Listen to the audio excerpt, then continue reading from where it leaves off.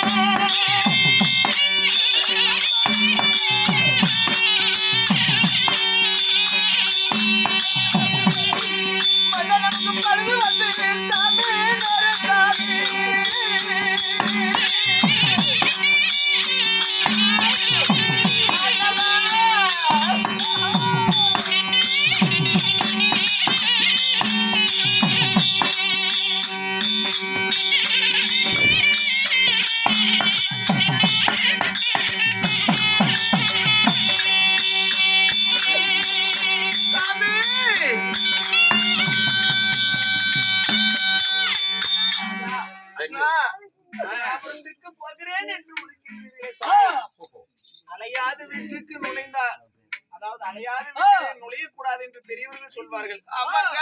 பாண்டவர்கள் 18 நாள் போர்க்களத்தை முடிந்து இந்த ராஜ்யத்தை சுகமாக ஆட்சி செய்து வருகிறார். இன்றைய தினத்திலே அவர்களே தாங்களை அழைக்காத போது என் சாமி புறப்பட வேண்டும்.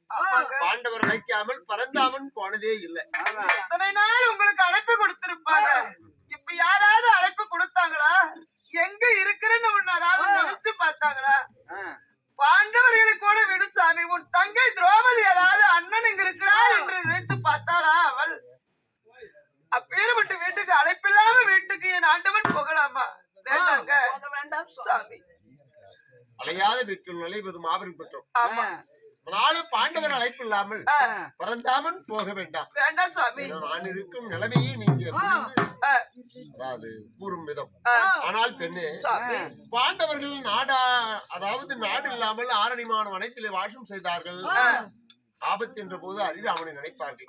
இப்ப நாடாளும் மன்னர்கள், ஆபத்து என்பது நமக்கு தானே தவிர பாண்டவருக்கு அல்ல. அதனால் என்னுடைய மனசோகத்தை தீர்க்க அந்த மக்கள் ஐவரை தவிர மற்ற யாரும் கிடையாது. அதனால நான் எவ்வித காரணத்தில் கொண்டு என் பாண்டவரை நான் பார்த்து என் மனசோகத்தை தீர்த்தே ஆக வேண்டும்.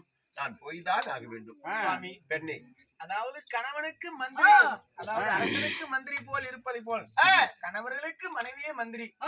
எங்களை விட அந்த பாண்டவர்கள் உயர்ந்தவர்களா? அவர்களிடத்தில் சொன்னால் தங்கள் துன்பம் தீர்ந்து விட போகின்றதா? அவர்களை விட்டா எனக்கு யாரும் இல்லை அம்மா. சாமி, நம்ம சொந்த பந்து அண்ணன் தம்பி மாமா மச்சான் சித்தப்பா பெரியப்பா அனைவற்ற பேரு நம்ம படைப்பட்டாளத்தையே இழந்து விட்டோம். தன்னை இழந்த தடிமரத்தை போல் தனிமையில் நின்று கொண்டிருக்கிறோம். என் கஷ்டத்தை தீர்ப்பதற்கு, என் மன சோகத்தை தீர்ப்பதற்கு என் அத்தை மக்களை தேடி போகிறேன் என்று சொல்றீங்க. இந்த ஆண்டவனுடைய வார்த்தையில் 1000 மர்மம் இருக்கும் என்று சொல்லிருக்கிறீங்க நீங்களே. இந்த நேரத்தில் உங்களை தன்னால் தனிமையில் அனுப்புறதுக்கு எங்களுக்கு பயமா இருக்குதுங்க.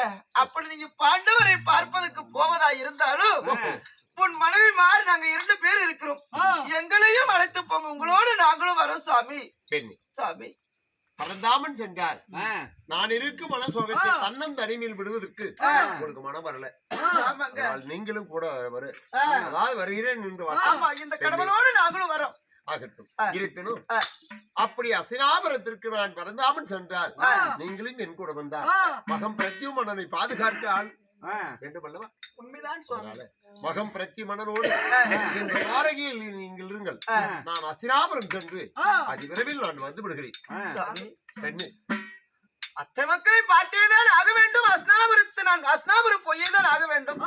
சங்கது வரையில இருன்னு சொல்றீங்க பண்ணா. பெண்ணே, சாமி